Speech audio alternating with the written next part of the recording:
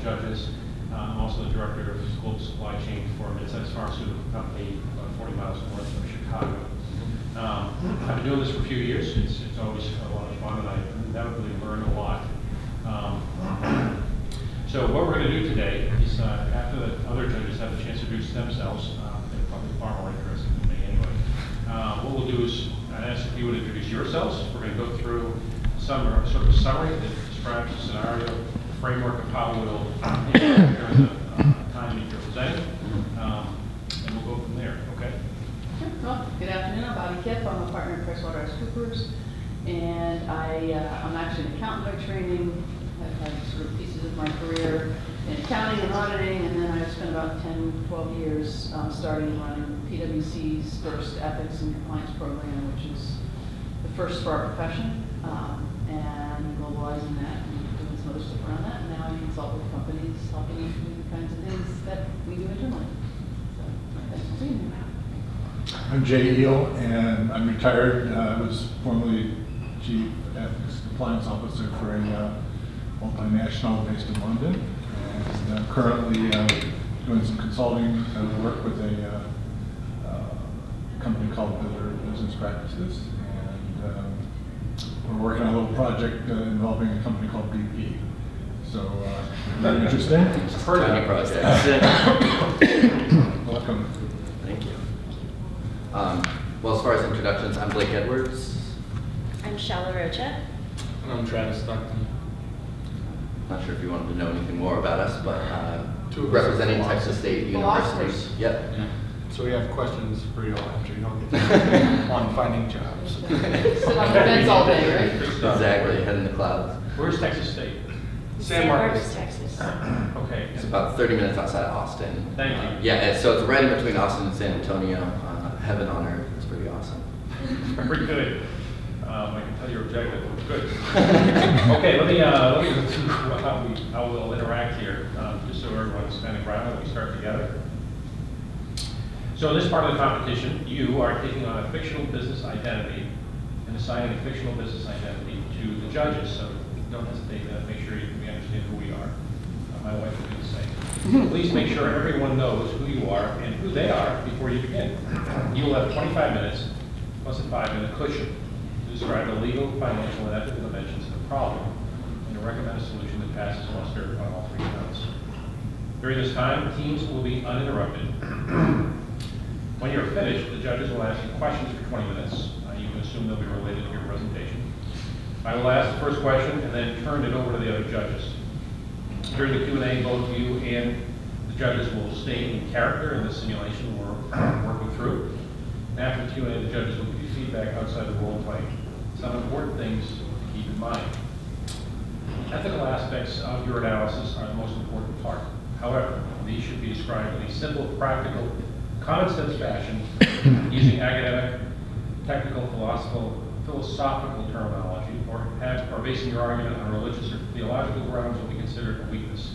Similarly, any member of the team reading his or her part will also be considered a major mistake. Other than the Uyghurs. Indeed.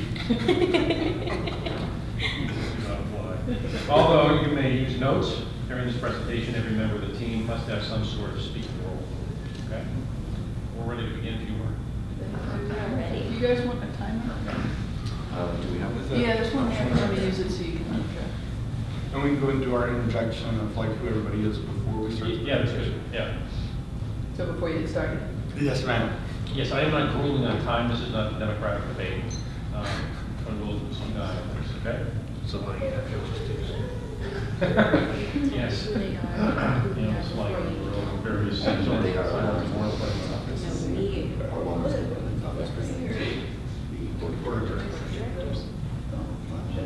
I wouldn't even worry about it. It's got a time on it.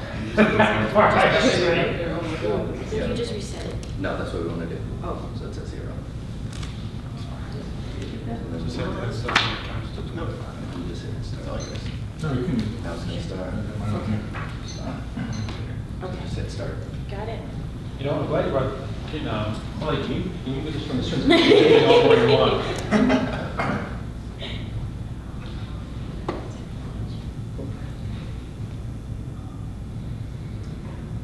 Just like my wife 16-year-old who solves these problems for me? Isn't Blake Edwards the Pink Panther guy? Yeah, the producer of, This Blake. I all of a sudden I went, oh. Yeah, he's married to familiar. Julie Andrews. I don't know. Yeah, did he? Blake has had certainly I'm sorry, I know you put that your whole life, I told you. actually, no, I was like probably 14 or 15 the very first time somebody brought that up to me.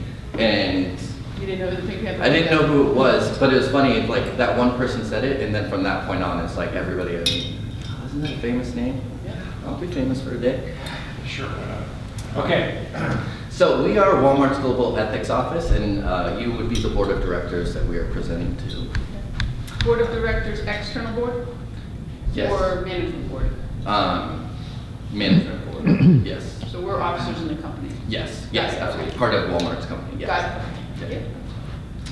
Yeah. So thank you for joining us today. Here at Walmart's Global Ethics Office, we've been tasked with examining Walmart's policies and procedures to see where we can improve the procedures to match the ethical goals that Walmart wants to achieve, as well as increase efficiency and do good within our community.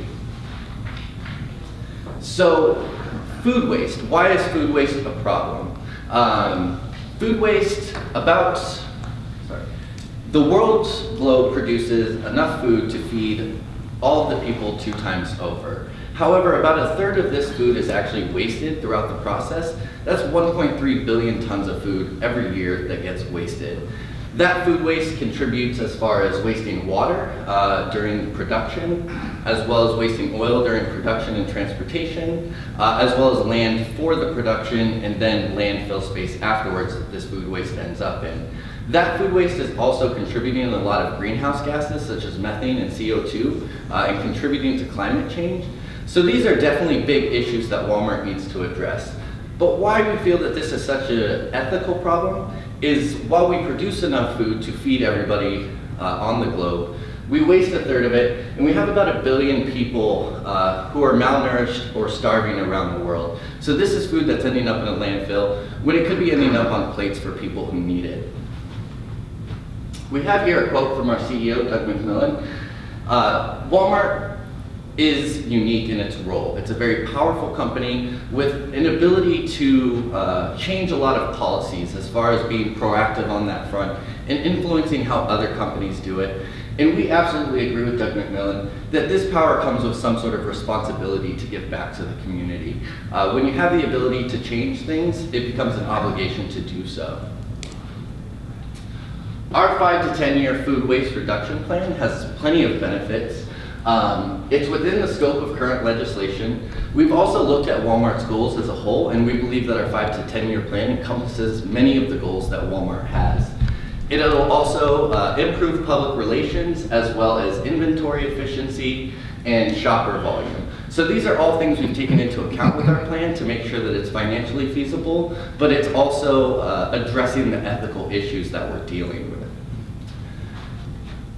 So I will be covering the legal information, and then I'll be passing it on to Shala to cover the ethical aspects, and Travis will step in and discuss the financial situation as well as what the actual plan is and how Walmart would be implementing it.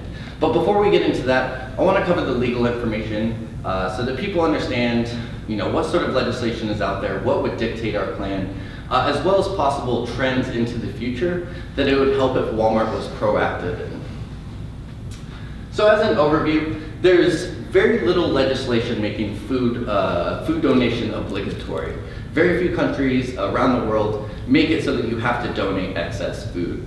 However, most countries do protect food donation from liability lawsuits. We also see some trends that may be connecting legislation connected with food waste with environmental sustainability, which environmental sustainability is definitely a big issue, and the fact that food waste is now starting to be incorporated into that as far as something that we can deal with, it makes it so that we definitely see some legislative trends that will come looking back at past legislative trends that deal with environmental sustainability. So some of the legislation that protects food donation, we have the Bill Emerson Food Donation Act of 1996 here in the US. That bill protects all donor liability as long as the donations are made in good faith. So if you know that the food is good, you donate it. If something bad down the road happens, you're protected from lawsuits and all that sort of liability. The only thing that wouldn't be covered is gross negligence, which essentially means that you know that your product is bad and you're still donating it anyways. In those cases, you wouldn't be protected. There would have to be some sort of information available for them to know that it was made in gross negligence, but if that was found, this bill would not protect you. Canada also has a very similar legislation in the sense that they do protect donor liability. However, they do not protect donor liability when the donations are made for profit, only for nonprofit.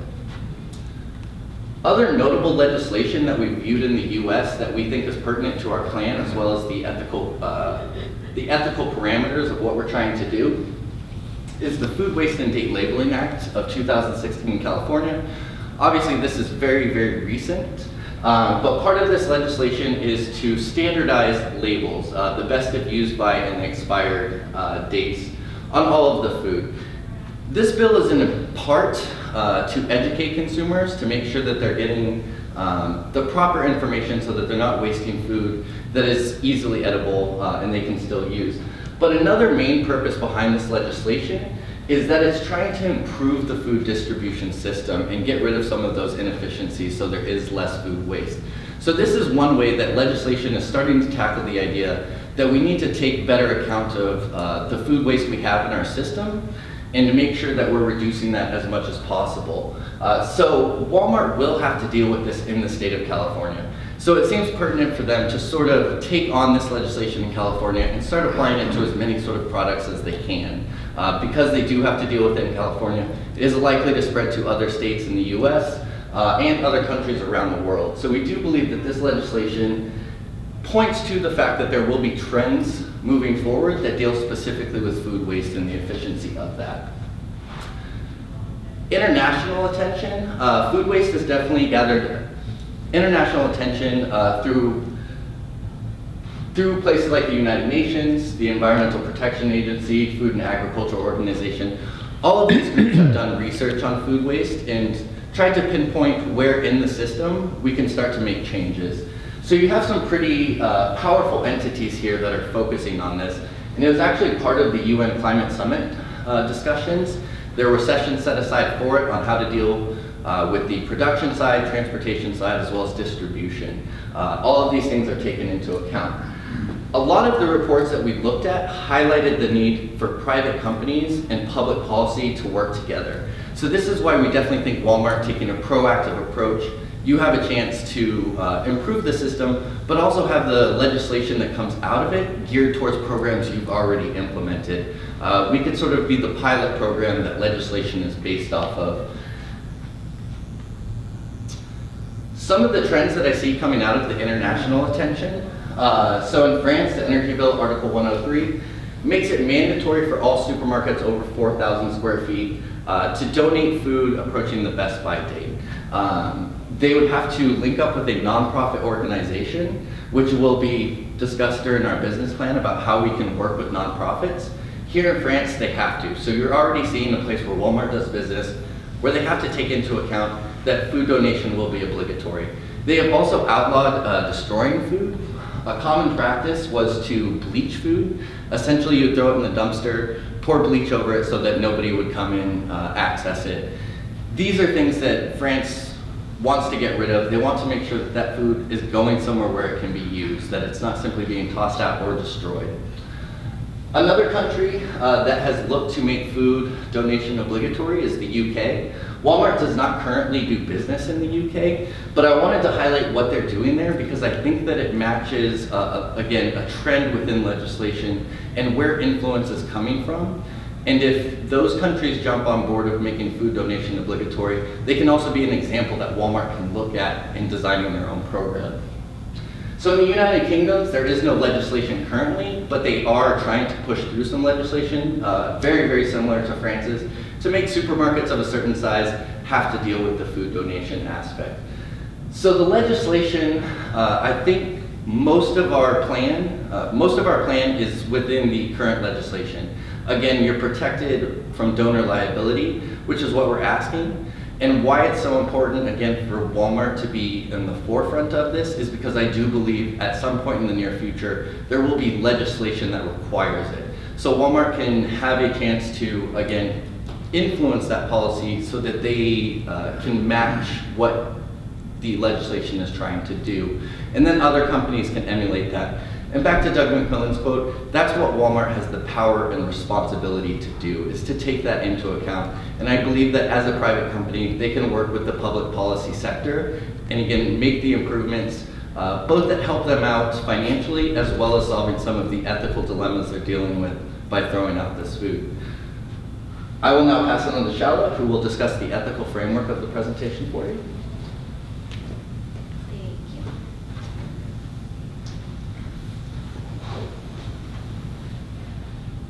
So, as Blake mentioned, what I'm going to do now is present our ethical framework. What I will do is give us our current picture and challenges, our principles, a breakdown of these principles, the benefits of these principles, and then an application of these principles, a brief application. So, what are our current pictures and challenges? Our current work towards reducing food waste has been harmful as well as inefficient. We, at the Global Ethics Office, our research has shown that we failed to address the following issues. We have failed to provide standardized and consistent reporting on all levels. This is in the store and in our higher level management. So we've got issues with our dates, as Blake has already mentioned, and then we've got problems with our inconsistent data and reporting. It's very hard to find statuses on individual stores, and our reporting is just inconsistent. We've also failed to build at the regional level to improve economics and sustainability. What we need to do is get in touch with our community and work towards meeting their goals. We also want to leverage operations with partnerships to solve our infrastructure needs. So we want to work with charities. Travis is going to go over this in our next section. So how do we solve these problems? We propose a tripartite framework consisting of justice, non-maleficence, and beneficence. What we want to do is we want to distribute benefits and burdens equally. We also want to make sure that we're carrying out our obligation not to inflict harm intentionally, and finally, we want to go above and beyond that. We want to perform actions that benefit persons and contribute to their welfare. But what do these principles mean, right? Justice. Justice is the extent to which institutions ensure that benefits and burdens are distributed among society's members in ways that are fair. When institutions distribute benefits or burdens in unjust ways, there's a strong presumption that those institutions should be changed. As we've already gone over, our current system places a heavy burden on the environment. We have a lot of wasted resources, and there's a great lack of consumer knowledge. Non-maleficence. We want to render assistance to others by helping them further their interests. We also want to make sure that we're refraining from providing ineffective practices and causing harm. As we've shown, our current system causes a lot of physical harm, so we've got the environmental burden, as well as social harm. So we've got the issues that arise from that within our communities themselves. Finally, beneficence. Beneficence are actions intended to benefit or to promote the good of other persons. When considering issues of beneficence, we want to ask ourselves, what's good for us as a corporation? Well, we want to remedy product loss. We also want to improve our brand image. We've also got to ask, what's going to be good for our customers? Customer education. It's important to remember that these goals are mutual. They're not in opposition to one another, and we can work together to create a sustainable form of... What are the benefits of our framework? Accessibility, familiarity, flexibility, usability, and practicality. So our concepts are easily understood and appreciated. They're also part of everyday life and known to most individuals, but perhaps not by their philosophical titles. Being that we've drawn our concepts from outcome-based and duty-based principles, which allows them to change and cope with various circumstances, which is important when we're considering the multifaceted problems of food waste. Finally, they're usable, they're fit and convenient for everyday use, and they're suitable for actual use rather than just theoretical possibilities. Well, let me show you how that breaks down. We can apply our principles. In our Latin American countries, we've seen that food waste is really a problem at the production level. So what can we do there? Source reduction. We want to reduce the volume of food waste generated at production. In the United States, we can reuse. We can feed hungry people, donate to food banks, soup kitchens, shelters. We can encourage our customers to do so. In the UK, we can implement industrial uses. We can provide waste oils for rendering and fuel conversion. Finally, in our Asian market, we can compost, create a nutrient-rich soil addition. What I'm going to do now is I'm going to pass this on to Travis, who's going to give us a detailed breakdown of our financial information. Thank you. Thank you. So just to give a brief overview, I'm going to start off by kind of talking about these core values that Shal has been discussing, explaining how they work with consumers in our immediate region and how we can globalize through our 10-year tiered plan, and then discuss our strategies and the different benefits we get from this financially. So the first thing that I thought was really valuable about our model is that these are very, very easy and commonly used terms that the majority of the population can understand. We're wanting to prevent, reuse, recycle, and recover. And the good thing about our plan is as we move forward, we're going to see that there's very, very diverse regions and they have very, very different needs. So if we highlight these as kind of our core values, we can move through these to help individual regions find a plan that works for them. So we have two major strategies for really going about consumer education and making our implementation clear to everyone who's involved. And those strategies include a return program in which we have people come into our stores, they work with the nonprofits we have inside, and they donate food in the building, and those nonprofits take care of everything. And then we produce 10% coupons off on the produce that they buy in store.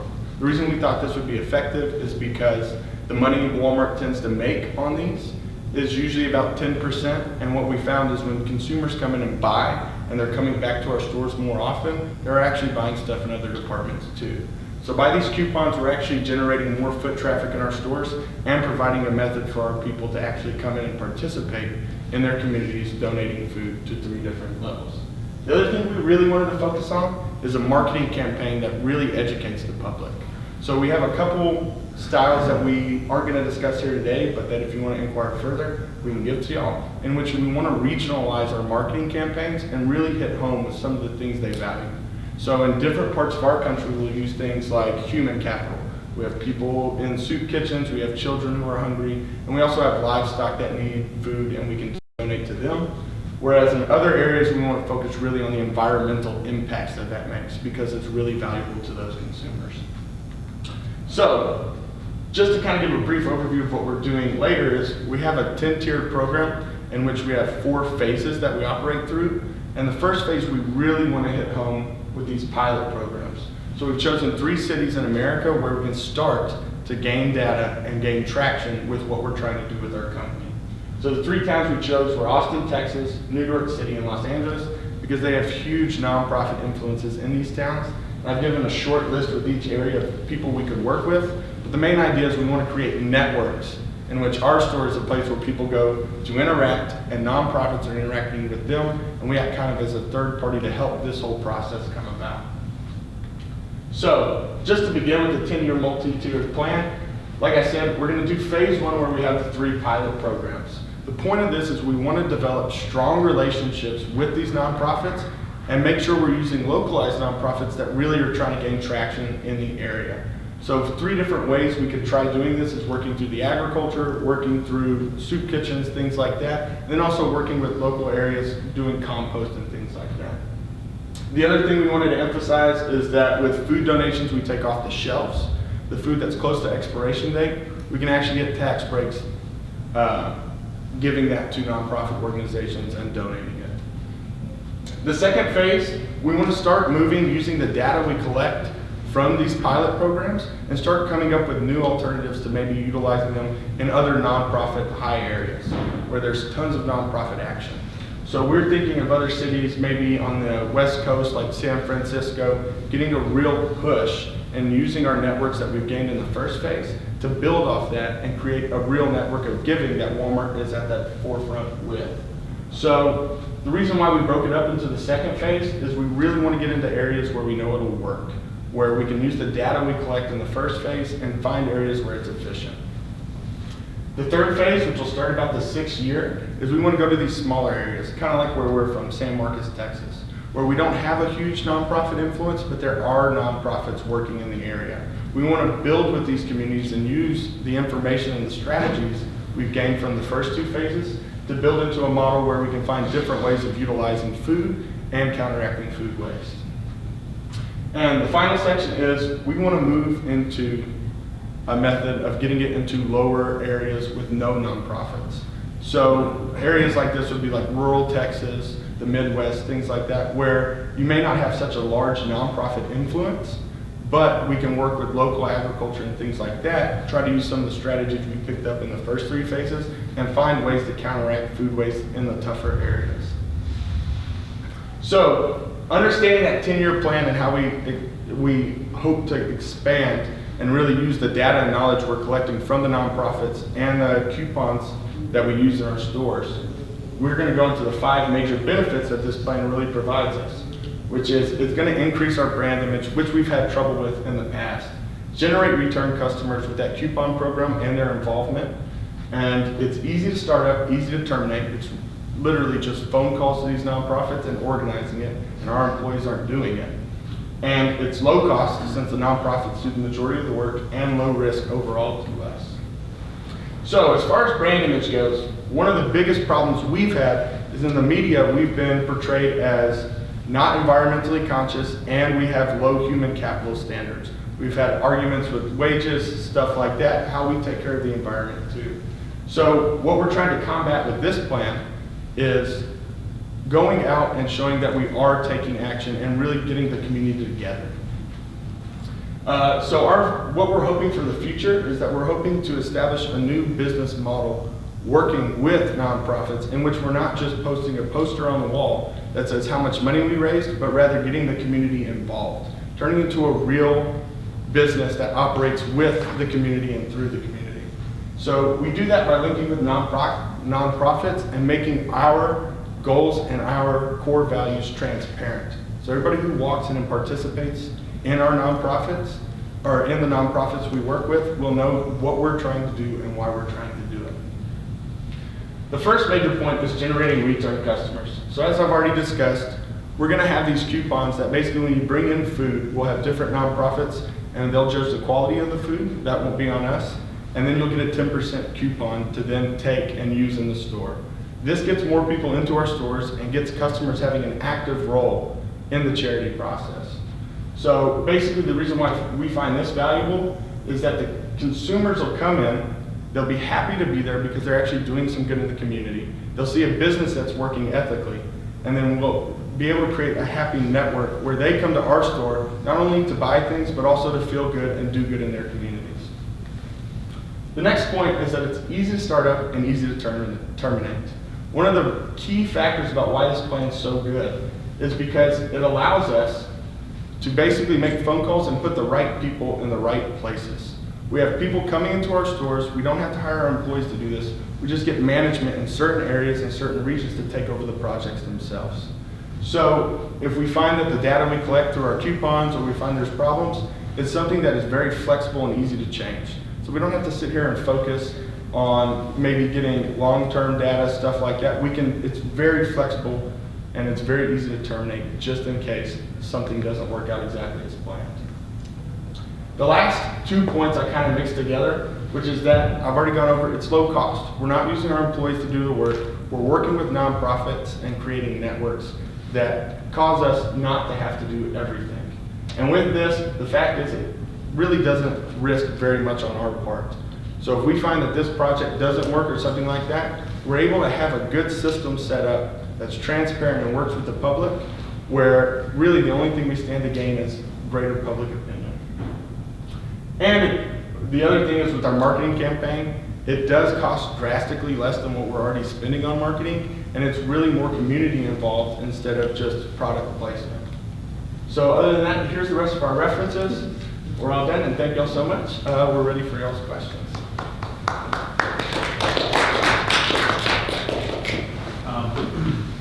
Thanks very much for coming in. I have a couple of questions to start. So first of all, I think you've reflected a lot of consideration and effort in researching the work so far. Talk with me about the financial opportunity, and specifically in the context of the dollar and cents, as well as what the financial challenges or risk may be in initiating what you're proposing. Travis, handle this one. So most of the financial opportunity here is really generating foot traffic and turning Walmart into the place you shop. So a lot of the programs we've seen from like Target, H-E-B, which is a local Texas place, is they do what we do. We put posters on the wall, we say what we're doing, and there's not a lot of involvement in that. I feel like Walmart was really founded on this community and this setting up of a network with everybody in the community. And that's what we're really advocating for. And we want to turn Walmart into the place where the community goes and where they help each other out. It's really just like the hub. As far as the costs go, with these nonprofits coming in and working with us, like I said, we're not really going to have to pay employees to take care of all this. They're going to do most of the legwork. We're just basically, our responsibility is the fact that we have the space and we have the power to really link everybody together. Can I ask a follow-up question on Sure. that topic? Yes. before we move on? So we already give a boatload of expired, nearly expired product to many, many causes. I was just at the Greater Boston Food Bank 2 weeks ago, and I saw bins and bins and bins of Walmart food coming in. In fact, much of which got thrown away at the food bank before it even got to the actual. So, maybe some discussion around how we might address that problem. But to follow on the financial piece, so we're already giving a lot of food away. Our customer comes in because they like to shop at Walmart for a variety of reasons, including we're the cheapest game in town. Why do we have to give them a 10% incentive for our $300 billion company? That's probably a huge number. So what makes you think we have to give money away to do this? So with the 10%, it would just be off produce and like food items. But really what we want to do with that is kind of incentivize it. And so with the plan, if we found that it was kind of problematic, like say someone comes in and gives 1 can of food so they can get $20 off their food, we can kind of alter the plan in some other way. That's what I felt was really strong. So we have to change our IT systems and everything, right? So if so that me as a customer comes in with my recyclable shopping bags, hopefully, right? And I come in with 10 cans of soup and I say, hey, that should give me, 10%. Sorry, I'm not sure what I'm getting in. If I bring in 10 cans of soup and I'm going to spend $50 on my groceries, what do I get? It's a 10% coupon off the foods you purchase. So if you brought So in... if I have one can, I could get. So that's something we'd have to figure out with logistics. And like I said, we'd have to really regionalize it. So if we're getting large amounts of food being brought back in... Disproportionate, people will take So we'd have to create a system that operates with that. But I think we'd have to work with people locally to kind of see what the problems are. And to add to that, I think the first stage, the pilot programs we have, having really only 3 locations that we have to focus on, if those were to be problems, such as people bringing in very minimal food donations to get that discount, it wouldn't affect Walmart as a global entity. It wouldn't impact them very hard. You would only have 3 locations. And we could use those 3 locations to sort of work out exactly how that is implemented. If we implement it at all, maybe we find out that it's not enough of an incentive. And we can sort of keep it localized as far as if there is any negative effect on profit, it would be to only 3 locations at the beginning, and then we could find a different strategy before expanding into other locations. And just making that work, so have we talked to any, I know we've got some pilot locations in mind for the phase 1. Have we talked to any of the local nonprofits to say, hey, can you guys handle this? Do you have trucks? Do you have enough people to come and pick up our food waste every day or maybe 2 times a day? And we kind of really tested that out. So with that, we were, with those 3 pilot towns, so Austin has a huge network of nonprofits.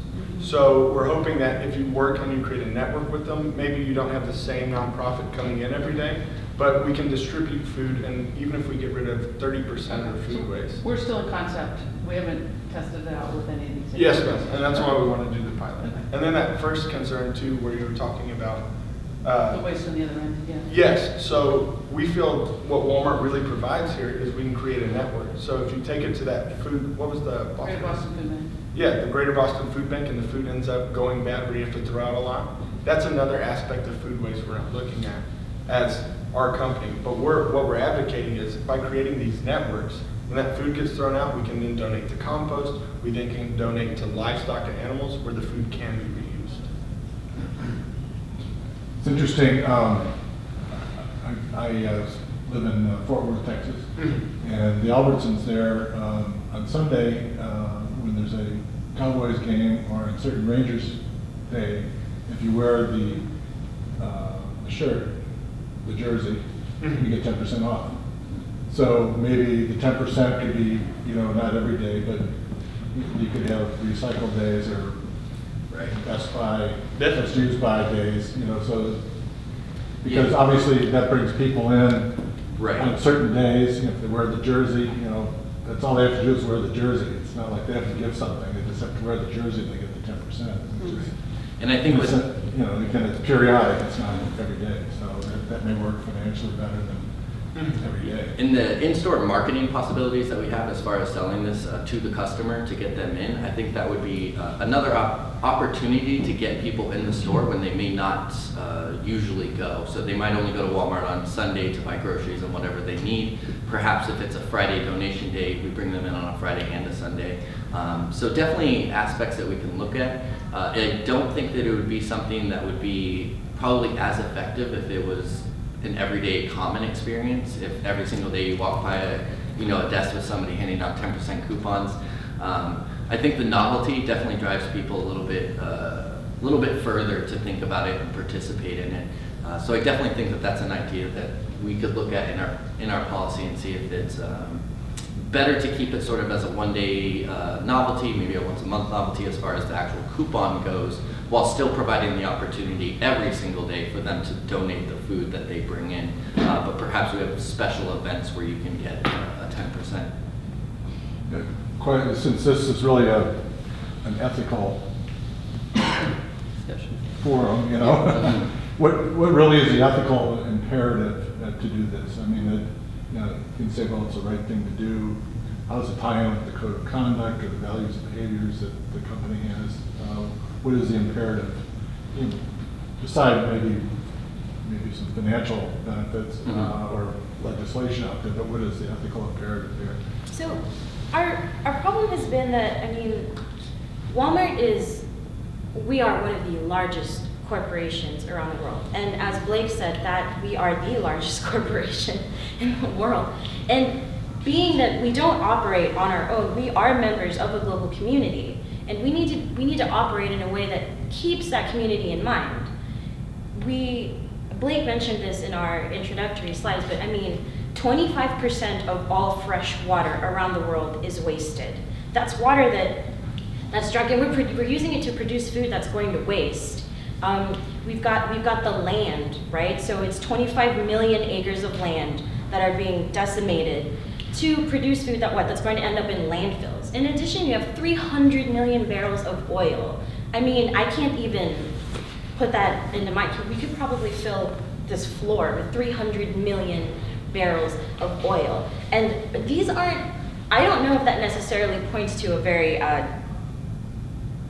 that's not sustainable. And I mean, the world is paying closer and closer attention to these things. I mean, we were called out on blogs, we were called out online by people who are saying, Walmart, you need to change. And I feel that we are responsible for answering that call because just again, our huge presence in the world as members of this large global community just demands that we stay at the forefront of this. Can I ask a follow-up question to that? Yeah. So I know you gave Justin's non-left instances, the sort of three ethical principles underpinning all of this. And you described the problem at the beginning clearly in terms of the waste and the hunger Right. coexisting in a very strange, weird way. Mm-hmm. You mentioned somewhere along the way about the current work toward reduction of food waste has been harmful. I didn't understand that. I didn't understand what harm were we causing we're trying our best, right? We are trying to give a lot of food away. We are trying to order only what we need. And, we don't really control our suppliers and how they produce food for us. Yeah. So what's the harm? Where are we causing harm? I think if we were to sort of pinpoint something as far as beneficence, I think the non-maleficence part might in fact be that Walmart is trying to do a lot of this on their own, that they're trying to work it through as their own company, like you said, monitoring their own inventory so they don't create as much waste, trying to donate that additional waste. I think by connecting with the nonprofits through our plan, that they can sort of disseminate some of that responsibility and even greatly reduce the amount of waste that they're producing on their own. Again, if it gets to the food bank and then they throw it out, that's something that we need to work with food banks on, so it's not simply just getting pushed down the ladder. But I think that As far as the harm goes, we're certainly trying to improve. That's been part of our goals as far as zero waste, and all of those environmental sustainable goals have sort of come into food waste. But I think that part of it is that we're trying to take a lot of this on our own when we can work with the communities, which we rely on. Customers are part of the community. So if we're not going above and beyond to make sure that we're doing everything we can to make sure we're not ruining the environment, as well as, many communities, if you look in the Austin area, you have people who are in fact, malnourished or need that food, living in poverty. And by not taking every step that we can to make sure that that food is ending up with the people who need it the most, we are in fact causing harm, because we're gathering the resources, we're in complete control of them. So when we throw them away, it's never allowing that individual, that customer, that society member to access the food that you need. Well, I could argue we're just not doing as much good as we could as at the same as causing harm, but you get two philosophers here. Yeah, non-maleficence and beneficence, they're very closely linked as far as you can step from non-maleficence to beneficence in one step. There's not really a neutral. And I think the scope of the problem and the way that you examine it sort of determines whether you're in the non-maleficence or beneficence side. Certainly the scope that you look at it, if you look at individual stores or something like that, you can narrow it down to a scope where it seems like the impact isn't as big, but on a global scale, Walmart is a huge corporation that controls a lot of resources around the world. And again, that's resources that other people without means to access it can't access, and we need to make sure that we're getting it to them. I think another one of the harms would be is we're actually paying into the miseducation of consumers. So as far as the system goes, we're making a lot of steps to change things, but we're not doing it on all levels. So what ends up happening is our average consumer comes in, and like most people don't know, best by dates aren't required. The only thing that's required on is baby formula. And so we're throwing out food that is actually really, really good. And you were talking about the Best Buy stamps. By educating consumers on what's going on, we're actually fixing a problem instead of supporting the problem.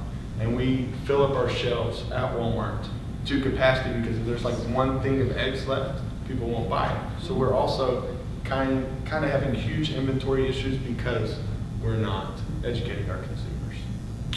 Couple of questions.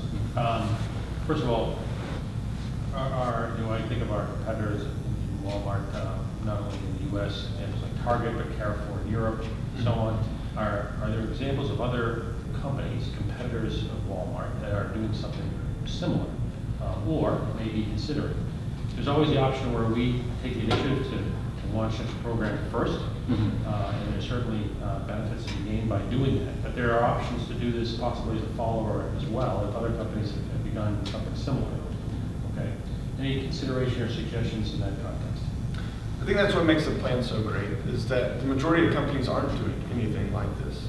They're not creating networks of nonprofits and working with them. They're basically just finding a way to work with that one and it's really inefficient. So the opportunity is to be a first mover and To be a real, and have the most impact. And I think the scale in particular, we certainly have plenty of businesses in the U.S. who try to donate their additional, their food waste that they produce. There's companies, not necessarily supermarkets, but if you look at like Starbucks and sort of their way of trying to create zero waste, their approach is a much smaller scale. I think the scale, and as Travis pointed out, the networking and the way that it brings the community together to deal with their resources in an ethical manner, that's something that's unique about ours. Certainly there are other companies though who try to donate that food, but as Travis pointed out, if you're donating too much food to one institution, you might get the food bank who has too much and then they have to throw it away, and they're not really communicating in an effective manner. So I think the scale of what we're proposing is really what sort of makes it unique in particular. and we feel like we found a low-risk way to really revolutionize the way people operate with nonprofits and tackling their own issues through the community instead of around it. Okay, is this something, again, the financial part of this is for me, the most challenging. Walmart is one of my colleagues reminded us it is the model of low cost. In the simplest examples of business models out there, Walmart is the low cost model. And anything that takes our eye off being effective, the champion and the most efficient at driving that low cost model jeopardizes our business and risks us being, what our customers expect us to be, which is low cost. Okay, so what options are there to sort of balance what are otherwise contradictory possibilities here, where we're on one hand trying to realize a valuable and worthy ethical opportunity, while at the same time be consistent and true to our business model and what our customers and our shareholders expect from us. So when we're operating through our system, what we're really hoping is that what we're doing, not even hoping, what we're doing is very inefficient. So we're actually hoping that by becoming more efficient and using these different areas of, different experts in the nonprofit sector, that we can actually become more profitable. And I know the 10% coupon is like kind of a tough thing to think about. But like I said, we're generating return customers, higher foot traffic. We're actually hoping that we can drive costs down with something like this. And the reason I would argue that is because if we are getting so many people into our stores, we become more efficient with our inventory, and we have educated consumers. We don't have to purchase such large amounts of stuff to put on the shelves that we end up throwing out anyway. So the cost is low right now, especially in the food department. But if we can become efficient and we don't have to worry about customers not buying our food because they don't have 10 to choose from, they get the last one, then we can look at maybe not wasting so much food and even driving prices lower. Yeah, and to further that point, I think with the environmental impact of food waste, that will down the line, in fact, cause Walmart to have to increase their prices, because the effects that it's going to have globally on food production are going to affect Walmart's ability to price them at a low cost, especially in areas. If you look at California and the droughts that they were going through, it increased the price of some of the products that are predominantly grown in California. So I think the environmental impact, if not dealt with immediately and as effectively as we can, down the road Walmart is going to pay for that anyways. So taking sort of a forward approach, maybe it costs you a little bit more in the beginning with a 10% coupon or something like that, but down the road you might be able to sort of stymie the growth of the inflation on areas where environmental effects are hit the hardest. And that may, in the end, be a good investment for Walmart to maintain their low prices, to maintain an environment that can give them the resources necessary, in a quantity necessary to keep it at a low price. Okay. I think there are two things I want to talk about. First is, Walmart has well over 1 million employees, and to what extent, I mean, that's a huge potential resource in this area in terms of communicating the message and getting them, they're involved in the local communities, getting them involved with this effort. I mean, each employee can reach out to 10 different people, and soon enough you've got the whole community that's talking about this issue. And I think that's a good resource to use to help implement this program, both from a training, communication, transparency standpoint. The other thing is Walmart's a huge, they have huge leverage over the vendors, their suppliers, and to what extent can they put pressure there to make them more efficient in producing the goods that they buy?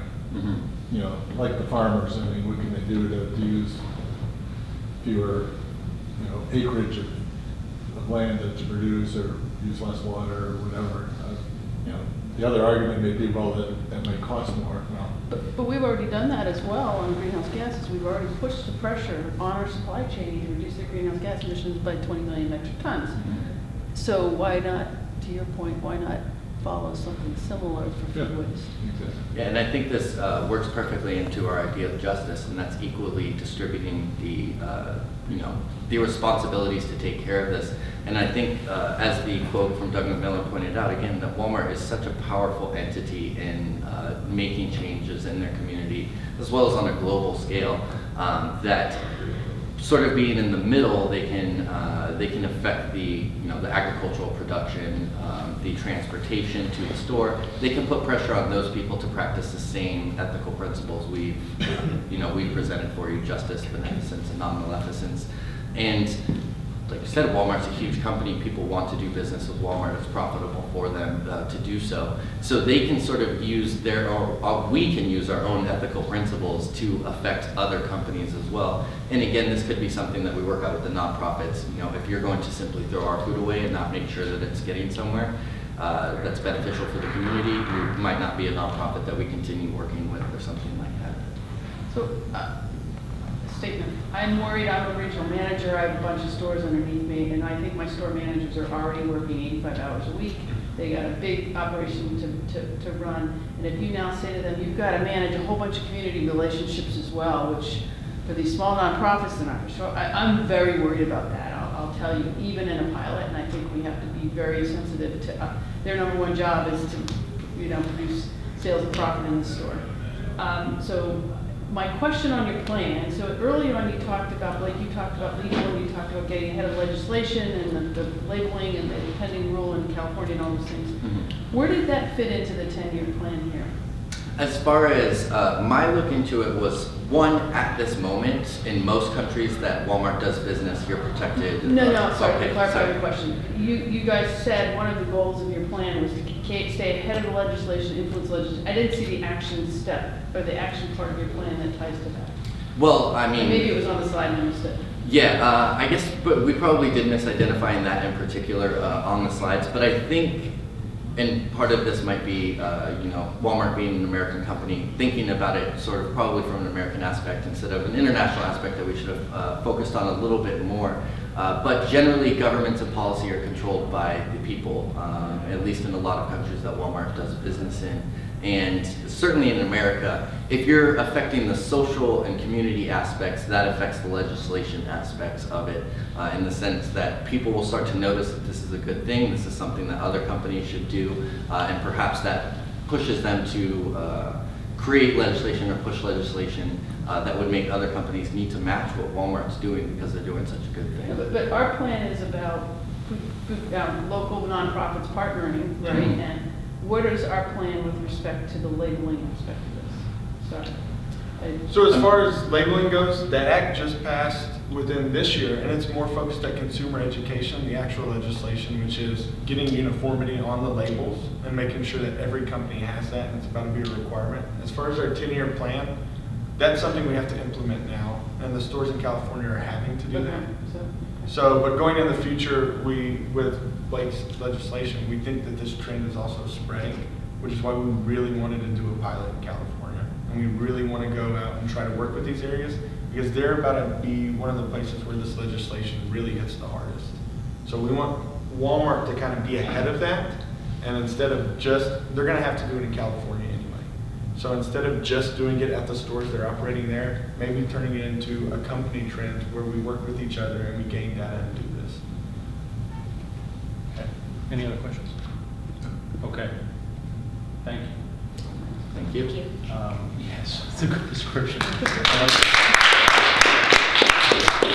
guys did a really good job. I Thank you. mean that sincerely. I took a course 7 years ago. I was in business school once, and I learned a thing called the World Sustainability Index, where it talks about the proportion benchmarked against an index of 1. Consuming the world's resources in contrast with the rates they can replenish them. And I think the index at the time was at 1.24. So we are consuming the world's resources 24% faster than they could be replenished, which was powerful. I have a son in college. I have a son in high school. They helped me fix my gadgets like you did right there for a few minutes. But their values are fundamentally different than the ones I grew up with, and I'm really glad for that, because being stewards of our earth and the world that's going to come is something I think is a big opportunity. I think Walmart does have a big chance to lead, and it would be perhaps somewhat contradictory to their at least corporate or public perception of their values. Though, of course, as we talked about it and tried to stress, Walmart is being an enormous corporation, both in terms of revenue and in terms of employees, and a profound footprint. At the end of the day, you have to be successful and effective as a corporation, and those things cannot conflict. They have to converge. So a lot of the reason for our discussion. Both of you gentlemen, a couple of things I really like about the way you guys present, okay? You two guys, you guys present like you talk, okay, which is excellent. Don't lose that, okay? The other thing is, Shala, I would just encourage you to slow down, okay? And I would say that to both you guys too, and I'm being a hypocrite to tell you that, because I live in the Midwest, but I'm from New England. And when I get focused and when I'm on my game, everything speeds up. Yeah. Okay? So I encourage you to think about doing that. But as far as the other ways you present and discuss, this is one of the hardest formats, if not there is, to do so. You're talking to folks you don't know. You don't know what they're about, where they're from, what they know or don't know about what you're talking about. And you pick a topic that we can all connect with. And I thought oftentimes for teams, whether they realize it or otherwise, you succeed or fail almost from day one with the topic you choose. Because you're either going to give yourself a great opportunity or stick both feet in the ditch and never get up. And we've seen examples of that already today. Okay, so one thing I would stress in a group like us, all of us probably have some form of business background, and we're gonna. And when you talk about publicly traded companies, you've got to talk dollars. Okay, so I would think that's an opportunity for you. I thought you did really. I think you were strong in all your other areas. Anyway. Got a quick Walmart story. When I was a very young attorney, I worked for a company that had a business to sell. And a couple of companies approached us, and a company by the name of Walmart wanted to backward integrate or buy a, they call it Swan Cooler, which is you know, in the South, it's a cheap poor man's air conditioning. So we had that business to sell. Well, we didn't know anything about Walmart at all. I mean, you know, $5 million business, and, you know, and they approached us. They said, "Do they have enough money?" and so forth. So anyhow, I was doing some M&A work at that time, and so folks from Walmart came into our office, and we got in a conference room, and it was Sam Walton, Mrs. Walton, Rob Walton, and John Walton, since deceased. They had flown in their own plane, and we sat for a better part of the day negotiating this deal, still not knowing whether they had the wherewithal to buy this company or whatever. We just had a nice chat, negotiated the contract, and you know, one thing led to another. And I remember Sam Walton saying to me, "You know, Jay, you know, you seem like a nice guy, very good attorney, you know, why don't you come see us in Arkansas? It's a beautiful country, you know, maybe work something out, you know." So, you know, I thought, okay, fine. You know, no, but I mean, you know, Arkansas, you know, lake country and everything like that. So anyhow, we closed the deal, and we had some follow-up issues, and they were very professional. Rob was a lawyer, so he was a lawyer on their side of the deal. So they could afford the deal, and you know, one thing led to another. And I often wonder if I would have gone to Arkansas at that point and done some work for them and got some stock and so forth, Right. I wouldn't be sitting here. I'd be in some island in the Bahamas. So anyhow, it was very, very down-to-earth, homey people, easy to work with, very honest, reputable, and so forth. So that's my Walmart story. But anyhow, I would echo the comments. You guys did a very good job. The presentation skills were excellent. I think you read a little bit too much from the PowerPoint, but I won't hold that too much against you. But you know, you two guys, you know, spoke, you know, directly at us. The eye contact was good and everything. And I think you did a good analysis of the problem. Thank you. Well done. Echo both of that. Certainly for the president, Blake, you set it up at the beginning. I think a really good presentation of what the problem was that we were trying to solve. I would have maybe gotten to our solution clearer and sooner, and then back it up with all the backup stuff. Yeah. Just especially when you only have 10 minutes to do it tomorrow and 90 seconds after that. Couple other things. One, all of you, please, when you're asked a question, answer the question that's asked. Okay. You might. This is not like politics where you have your 3 messages and you don't care what the question is asked. You're going to say what you want to say. You're asked questions by your management team. We're paying your salary, by the way, right? And make sure you answer not me, your management team's questions. And sometimes it's hard to do because you're processing. You're going, oh my God, how did so? But you might reposition this slightly. I doubt this would have been an issue presented by the ethics department to senior management. Likely would have been presented by maybe by supply chain, maybe by Walmart has a huge CSR department. So in my experience, this would have been unlikely, or at least say, hey, the way this got to ethics was, we have an inpouring of employee complaints about our food waste, and we felt like we needed to do make some connection as to why ethics is talking about it. Couple other things, Blake, make sure you're talking we're we. Don't say Walmart they. You are we. You work for the company. That's Caught myself a few times yeah, on that. so you catch Oh, yourself. stuff's in there. Catching yourself is good. Let's see, what else? I think the framework is an interesting framework. It's a little theoretical.